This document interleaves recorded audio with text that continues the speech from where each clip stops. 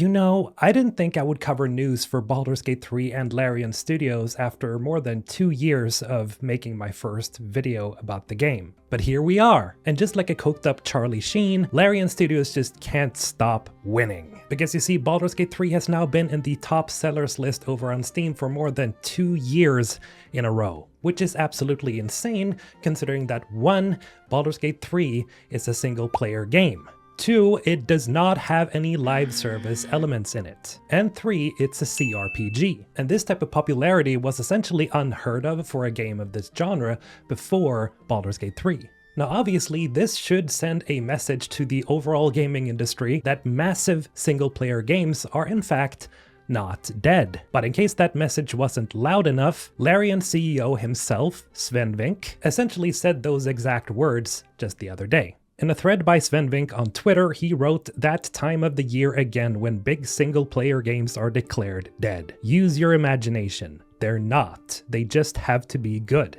The why of this tweet is hearing chatter about important industry figures stating that there is no future for big single-player games, which means discouraging investment in big single-player games, which bothers me because I don't think they have it right. The problem is that this type of attitude has consequences because before you know, it becomes a mantra. So this is just me trying to give some counterweight. I think good single-player games will continue to do as well as they have always done.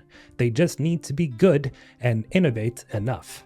So essentially, it sounds like Swen Vincke has been hearing chatter behind the scenes, probably from speaking to other industry leaders and such, and there seems to be a sentiment, most likely by publishers and the like, that big single-player games are just not worth making anymore. In fact, in a recent statement by EA CEO Andrew Wilson, he believes that one part to why Dragon Age the Veilguard didn't sell very well was supposedly because it missed shared world elements, which sounds like corporate speak for live service. Now, it could be something else, like sharing its world state with the previous Dragon Age games, but when it comes to Andrew Wilson, I would say it's probably the former. Now this idea just flies directly in the face of Swen Vincke's view on the matter. And I think most gamers would agree with Swen Vincke on this, because other than Baldur's Gate 3, we've seen a rising success of single-player games. Like the recent Kingdom Come Deliverance 2, which, according to news outlets, not only made back its entire budget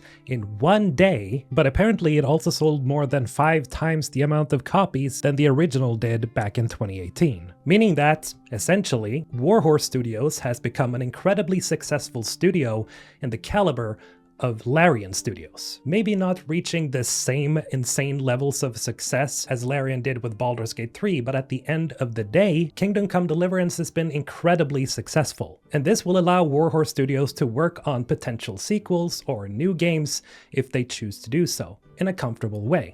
At the end of the day, it's like I've always said, the size of the game world has never been the true issue. Because as long as you can justify the size of your game world with the content that's inside it, then consumers are very happy to spend money on your game. I know I am. Games like The Witcher 3, Cyberpunk 2077, Baldur's Gate 3, Kingdom Come Deliverance 2. These are not only big games, but the quality and content within these games are just on another level. Each of these games brought something new to the table, and they've all been incredibly successful because of it. Now, because Cyberpunk 2077 had a pretty rough start, you could argue that it shouldn't be on this list, but I disagree, especially so after all the work that CDPR put into the game post-launch, as well as Phantom Liberty, which was the expansion, which pretty much made Cyberpunk 2077 the game that it was supposed to be. Also, we have games like Dragon's Dogma 2, Stellar Blade, Black Myth Wukong, Stalker 2, Astrobot, and so on, and these are all incredibly successful single-player games. And even here, we see proof that even if these games aren't as big as Baldur's Gate 3 or Kingdom Come Deliverance 2, single-player games are more successful than they've ever been. Because there's more gamers today than there's ever been. But you see, people also are more informed than ever. And they won't just buy anything that a known publisher or studio puts out anymore, because the overall gaming community has been burned one too many times at this point. Now, I want to mention that just because a game has live service elements, that doesn't automatically make it terrible. I mean, Monster Hunter Wilds had some insane success when it launched just recently, with over 1.2 million players playing at the same time at one point just on Steam. That is mind-blowing. And as we know, Capcom aren't shy about adding microtransactions to their games, and Monster Hunter Wilds was no different. But what Baldur's Gate 3 proves, especially after more than 2 years being at the top sellers list on Steam, is that you don't need live service in your games to make money. And I hope at some point publishers out there will learn that. Especially so since we're seeing live service titles crash and burn in real time.